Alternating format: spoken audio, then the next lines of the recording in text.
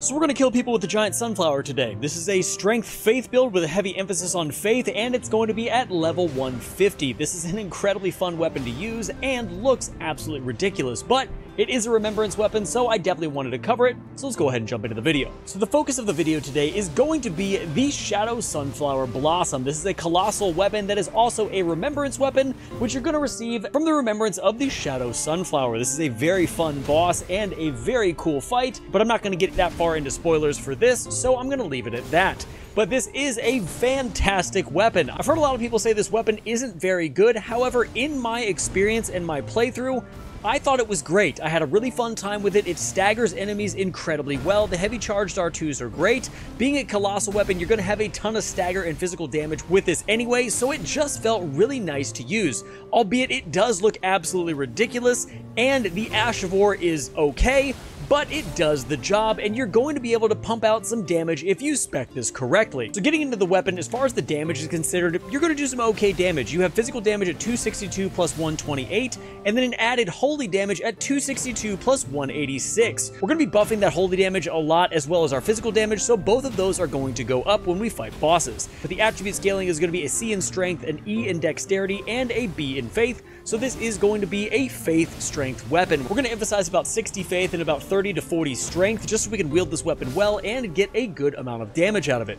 Now the attributes required are strength 24, dexterity 8, and faith 25. And the Ash of War Shadow Sunflower Headbutt is a two-part Ash of War, where you get an insane amount of hyper armor on the first cast, and then when you hit that button again, it will quickly smash the flower down on the ground 2 more times. You will not have nearly as much hyper armor on the second hit, so you definitely need to be careful with that. But the damage of the Ash of War is pretty good, and if you look for your windows of opportunity where you can get both parts of this Ash of War off, you are going to be doing a considerable amount of damage to boss health bars. Now, even though you get a lot of holy damage from this weapon, as you can see on the screen now, you get a really good amount of physical damage as well. I am very easily taking out Godfrey the Elden Lord. This is on New Game +2, and I'm just crushing his health bar with every single hit that I give him. Now, as far as our talismans go here for the build, we are going to be using the two-handed sword talisman, which is going to give both your regular light attacks and heavy charged R2s an extra 15% increased damage for just two-handing the weapon. And obviously, since this is a colossal weapon, this is definitely a very welcome addition to a build like this.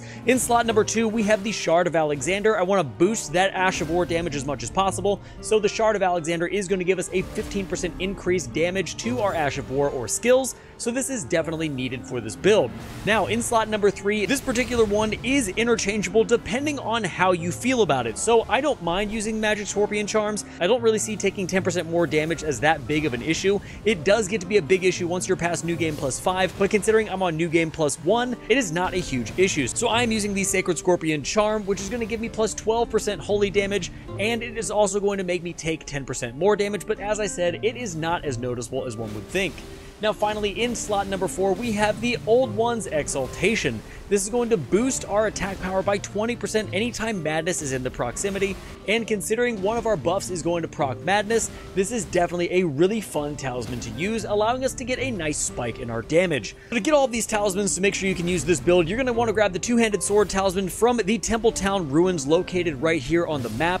The Shard of Alexander is going to be given to you at the end of Alexander's questline, and I will leave a video on how to do that in the description down below so you can follow along. The Sacred Scorpion Charm is going to be dropped on the border of Limgrave and Caelid at the Smoldering Church when you encounter an invader on your way to that church. And the Aged One's Exaltation is going to be dropped in the Abyssal Woods after you kill one of the Aging Untouchable. The best way to do this is just to parry them right when their wand is up into the air, and then after that you should be able to do some damage to them, and this talisman can be yours. Now when it comes to this Sacred Scorpion Charm, if you don't want to use that and don't necessarily want more damage, you can use something like the Axe Talisman here or a damage negation talisman like the Dragon Crest Great Shield Talisman, but both of those are up to you. I personally just went with the Sacred Scorpion Charm because I wanted to boost my holy damage. Now for Flask of Wonders Physic, we're going to be using the Faith Knot Crystal tier and the Holy Shrouding Crack tier. These are interchangeable, I feel, with different tiers if you decide to go that way, but I'm going to go ahead and let you know why I chose these ones. The Faith Knot Crystal tier is going to give us plus 10 faith, putting us us right at that 70 faith area, which is going to give us a lot of extra physical damage.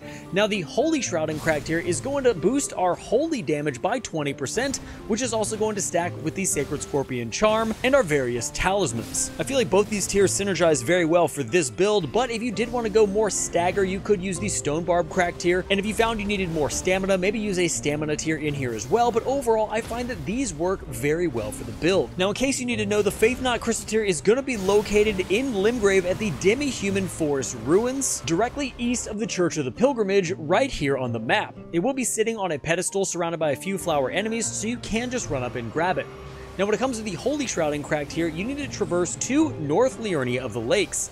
In the northeastern portion, there's going to be a Erd Tree avatar located right here on the map. Kill him and you will get the Holy Shroud and Cracked tier. So we are using some buffs for this build, and the first of which is going to be the Golden Vow incantation. This is going to give you plus 10% all damage negation, as well as plus 15% physical damage. This is also going to stack with our second buff, the Howl of Shabriri. This is going to give us plus 25% overall damage, but it is going to make us take 30% more damage. So you need to be very strategic when using this buff, or you are going to get absolutely wrecked. I have found though in these earlier playthroughs that this is totally fine, considering you are going to do a ton of damage right off the bat, and people are usually going to die before they can hit you too much. Now the Howl of Shabriri is going to be located in the Flaming Frenzied Tower in Liurnia of the Lakes, located right here, and if you go just a little bit north into Mount Gelmir, you're going to find Golden Vow at the Corpse Stench Shack, located right here. Now as far as our stats go for the build, this is a level 150 build. I have 60 Vigor, which is almost necessary for the DLC, 18 Mind, 25 Endurance allows us to use the armor we want, as well as wield our colossal weapon, 30 Strength because the weapon is split between Faith and Strength. We have 18 Dexterity, 7 Intelligence because we don't need it at all.